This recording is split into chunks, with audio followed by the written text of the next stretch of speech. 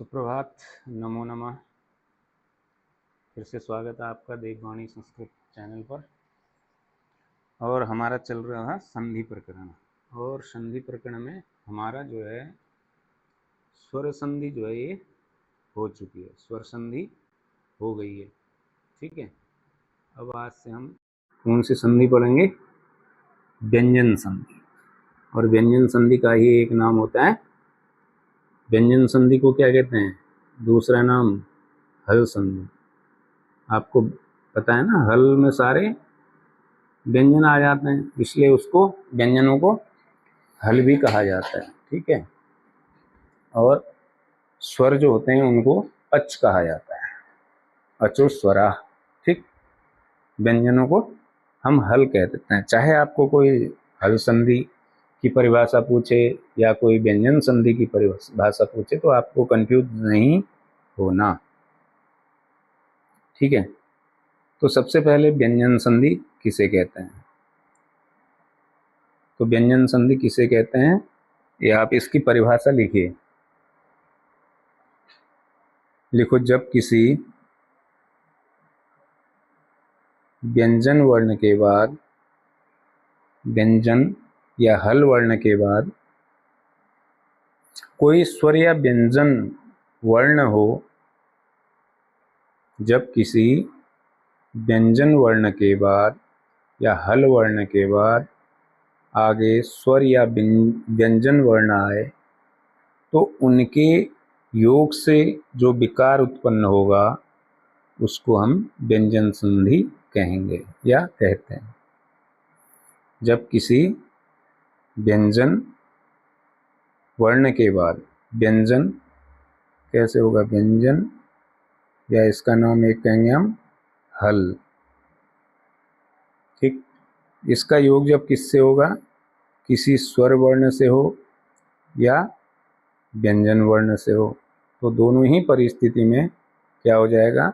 जो इन दोनों के मिलने से जो विकार उत्पन्न होगा, जो परिवर्तन आएगा, उसको ही हल संधि या व्यंजन संधि कहते हैं। समझ में आ गई बात? व्यंजन वर्ण के पश्चात स्वर या व्यंजन वर्ण आने पर जो विकार उत्पन्न होता है उसको हम व्यंजन संधि या हल संधि कहते हैं। ठीक हो क्या? तो व्यंजन संधि में कई संधि, इष्टुत्व, इष्टुत्व, जसत्व, चतुर्व, अनुस्वार, अनुनासिक, है ना। इनमें से सूत्र वाइज, सूत्रों के अनुसार संधि देखेंगे। तो पहली संधि हमें जो पढ़नी है वो क्या है? इष्टुत्व संधि। कौन सी संधि है? ऐसे समझ में आ रहा है, इसमें स है और फिर क्या है? च भी है, दोनों चीज है। तो सबसे पहले है इष्टुत्व संधि। क्या है? इष्टुत्व संधि।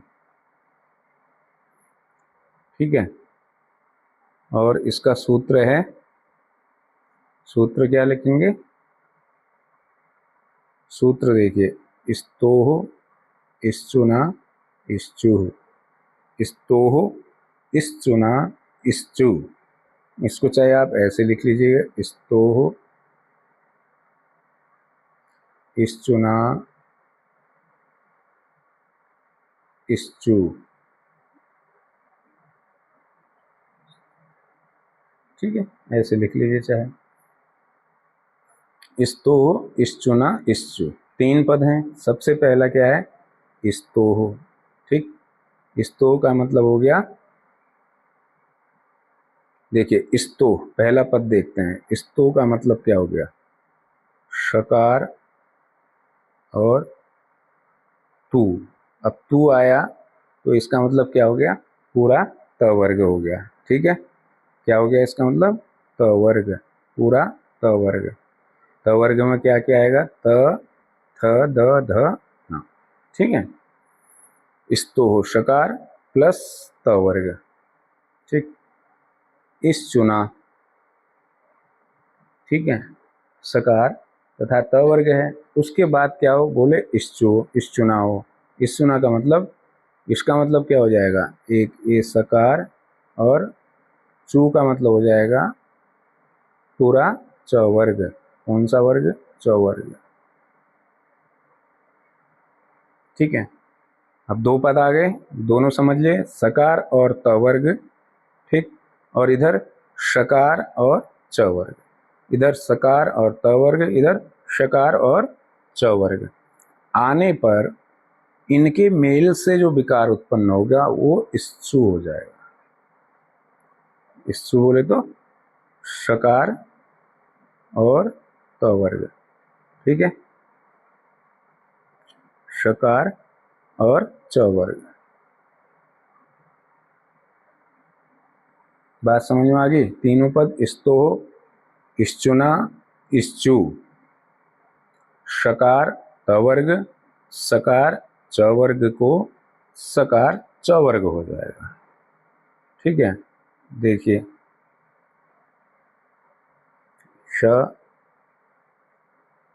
त, थ, द, ध और न। ठीक, इनके साथ क्या हो?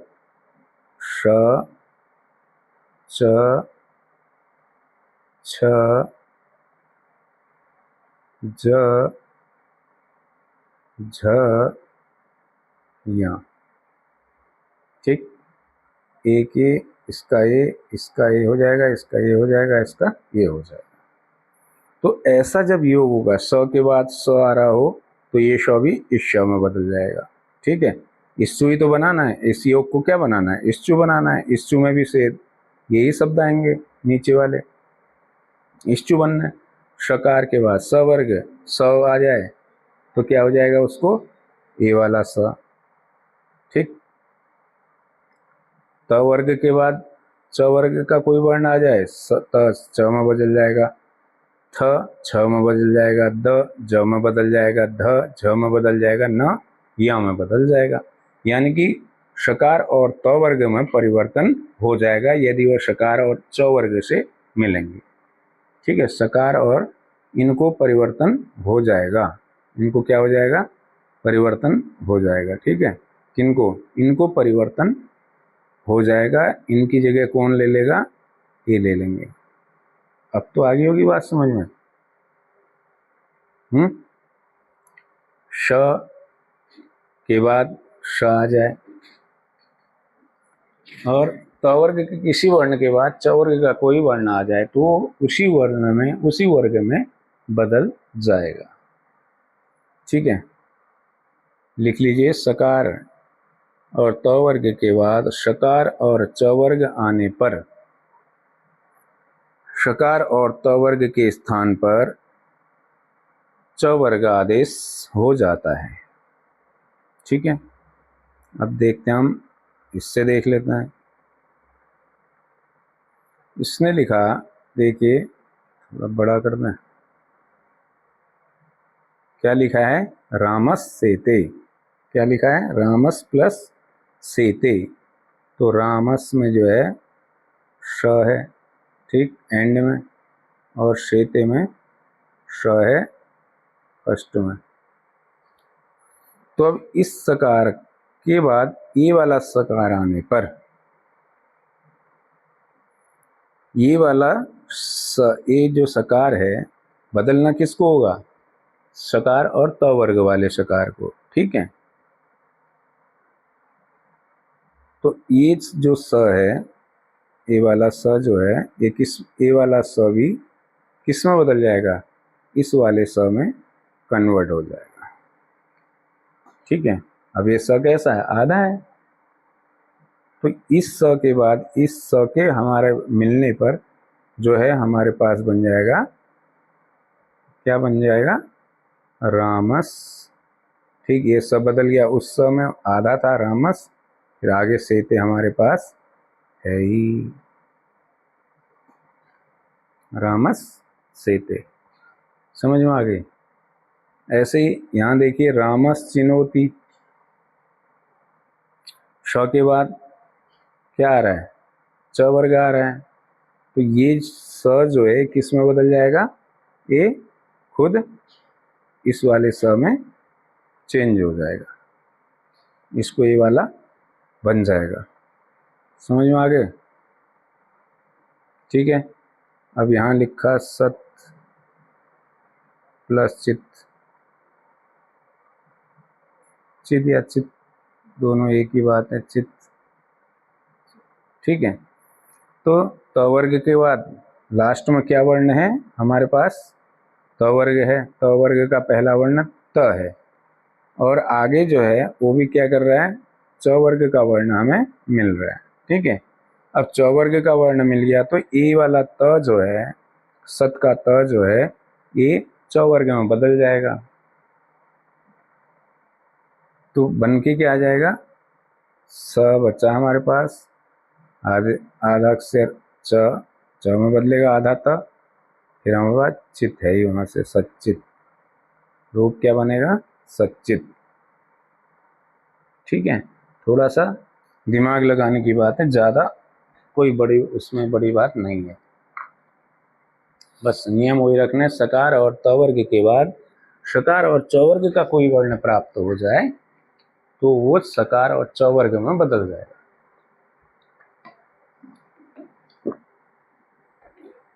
ठीक है।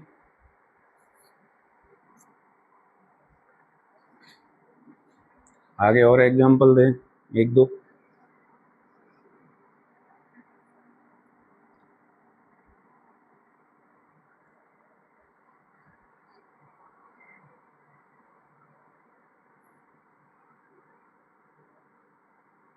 रुगणस, रुगणस प्लस में हम लेते हैं सेते, ये ले लेते हैं। अब यहां भी क्या हो रहा है? सकार के बाद शकार आ रहा है, इस्तो हो इस्तुना सूत्र यहाँ पर हमारा काम कर जाएगा, तो इस स को भी इस स में बदल जाएंगे, तो बन जाएगा रुगण, रुगणसेते। क्या बन जाएगा? रुगणसेते, ये बन जाएगा। ठीक है।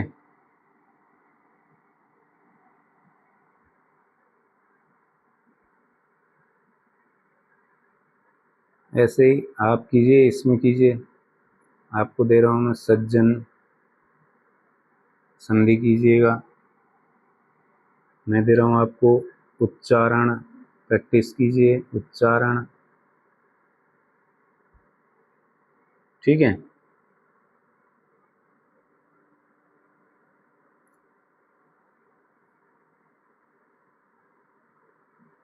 तज्जः,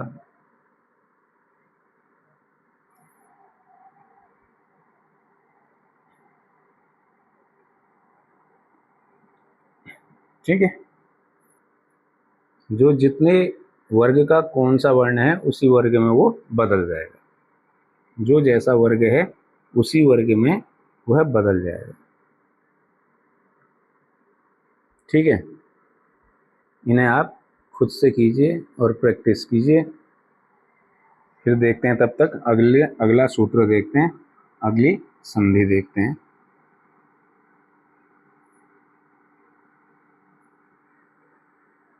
अगली संधि हमारे पास इष्टुत्व संधि। कौन सी संधि है? इष्टुत्व संधि। ठीक है। इष्टुत्व संधि कौन सी संधि है? इष्टुत्व। सेम उसी का जुड़वा है, उसी की जुड़वा बहन कह लो इसे। ठीक है। तो वहां सकार और त वर्ग को शकार और च वर्ग हो रहा था, यहाँ शकार और ट वर्ग हो जाएगा। इष्टुना इष्टु, सूत्र है इष्टुना इष्टु, इस्तो इष्टुना इष्टु, ऐसे कर लेंगे। ठीक है। इसको हम पूर्व सूत्र जो है उसको जो है ग्रहण करना पड़ेगा, उसका हमें लेना पड़ेगा इस्तो। ठीक। अब आगे इष्टुना इष्टु, इष्टुना इष्टु, इस्तो इष्टुना इष्टु, इष्टुना इष्टु। ऐसे हम इसको पूर्व सूत्र से इस्तो की पुनरावृत्ति ले लेंगे, आवर्ती ले लेंगे यहाँ पर, और इष्टुना इष्टु सूत्र में दिया हुआ है। सेम वैसा ही है, इसमें ज़्यादा कुछ आपको करना नहीं है। सेम उसी पोजीशन में है। वहाँ चकार का मेल हो रहा था, च वर्ग का मेल हो रहा था, यहाँ श और ट वर्ग का मेल होगा। इस तो आप समझ गए हैं, इस तो मीन्स सकार प्लस टू कहेंगे तो मैंने आपको बता रखा है कि किसी भी वर्ग के प्रथम अक्षर के साथ ऊ जुड़ जाए तो पूरे वर्ग का प्रतिनिधित्व करेगा। प्लस में क्या आना चाहिए, शकार और टू का है ना, टू तो टू जब हमने कहा तो पूरा ट वर्ग। तो जब वहाँ तो सकार प्लस त वर्ग का सकार प्लस च वर्ग से हो रहा था, वो परिवर्तन आ रहा था। तो ये जो दोनों मिलेंगे, इष्टू ना मिलेगा तो अंत में बच के क्या आएगा हमारे पास, इष्टू आदेश हो जाएगा। यानी कि इन वर्गों के मेल से आपस में जब ये मिलेंगे तो यहाँ भी उस स को, ये वाला स पूरे त वर्ग को ट वर्ग हो जाएगा। ठीक है, आप हिंदी लिखना चाहें लिख लीजिए। यदि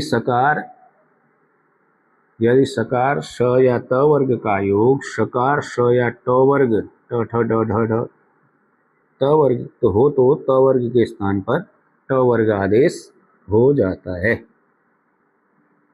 समझे? यदि सकार या त वर्ग का योग शकार और ट वर्ग के साथ हो जाए तो यहाँ पर भी संधि हो जाएगी और आदेश हो जाएगा ट वर्ग का।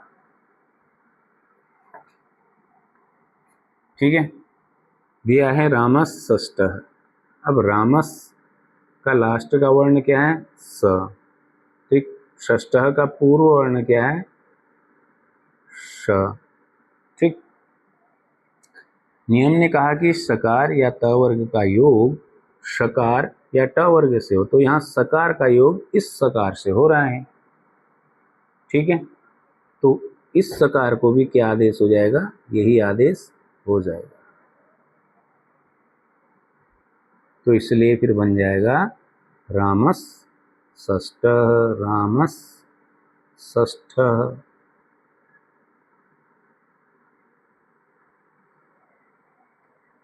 यहाँ आधा हो जाएगा। ठीक है, यहाँ आधा स हो जाएगा, रामस षष्ठः ऐसे बन जाएगा। दूसरा यहाँ दिखाया है रामस का स और प्लस में दिया टी कते का टी, यानी कि ट। तो सवर्ग के बाद फिर ट ठ ड ढ कोई एक वर्ण आ रहा है हमारे पास, तो ये सकार अपना रूप बदल देगा। ये काहे में कन्वर्ट हो जाएगा, ये इस सकार में कन्वर्ट हो जाएगा। ठीक है, जब ये इसमें बदल जाएगा तो फिर जब मिला के लिखेंगे इसको तो रामस टीकते, ये हो गया संधि। इस सकार का इस ट वर्ग से मेल होता है, पूरे ट ठ ड ढ ण कोई भी वर्ण आ जाता तो ये वो रामस का जो स है ये इस वाले स में बदल जाएगा। ठीक है,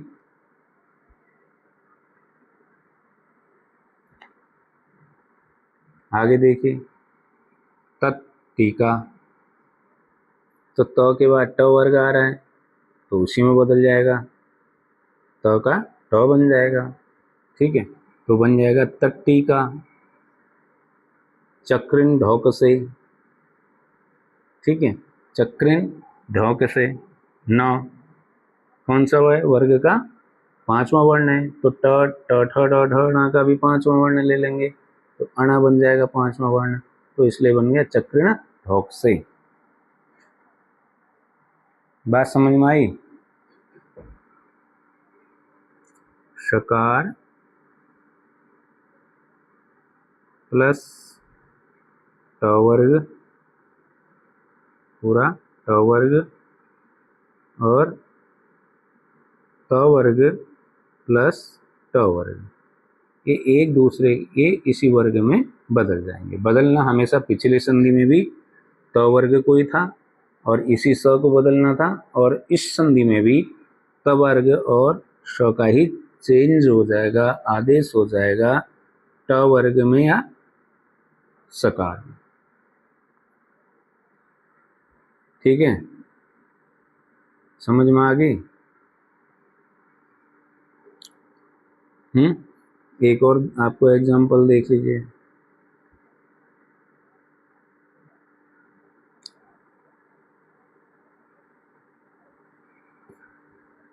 हमने लिखा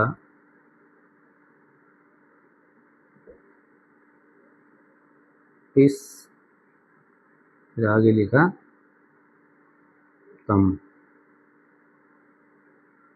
अब ये जरूरी नहीं है कि उत्तर पद में ही वो काम करे, कैसे भी इन दोनों का संयोग होना चाहिए। यहाँ सकार पहले है, त वर्ग बाद में, तो भी बदलेगा।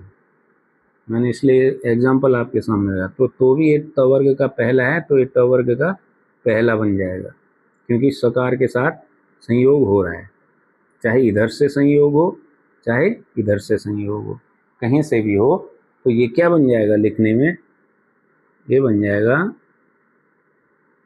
पिष्टम। क्या बन जाएगा? पिष्टम। ठीक, इस त को इस स के साथ रोल होने पर, मेल होने पर ए वाला शब्द हो जाएगा। क्यों हो जाए? त वर्ग का पहला वर्ण है तो ट वर्ग का भी पहला वर्ण ले लेंगे हम, तो ट वर्ग का पहला वर्ण ट बन गया, तो बन जाएगा पिष्टम। ठीक है, अब लिखिए, आप अभ्यास के लिए लिखिए पुष्टः। ठीक, फिर लिखिए कृष्णः। कृष्णः,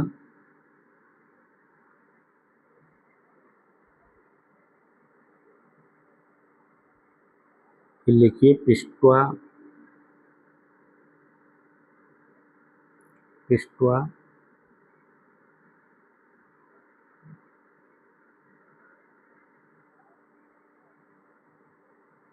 ठीक है, लिखिए ऐसे दृष्टवा। दृष्टवा, चलिए इनमें अभ्यास कीजिए आप। ये अभ्यास करने से ज़्यादा आएंगे। सूत्र लगाओ, सूत्र के बाद फिर इसकी जितने आपको एग्जाम्पल मिल सकते हैं, जितने उदाहरण मिल सकते हैं, उन उदाहरणों को लो और उनमें संधि करना रफ में शुरू कर दो।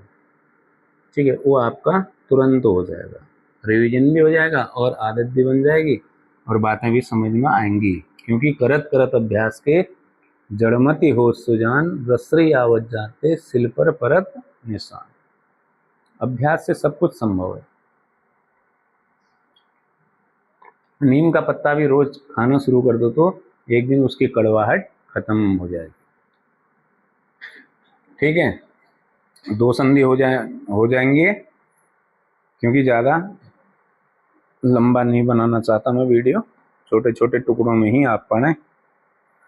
फिर मिलते हैं आपसे अगली क्लास में, तब तक जयतु संस्कृतम जयतु भारतम। स्वस्थ रहें, मस्त रहें और व्यस्त रहें। जय हिंद।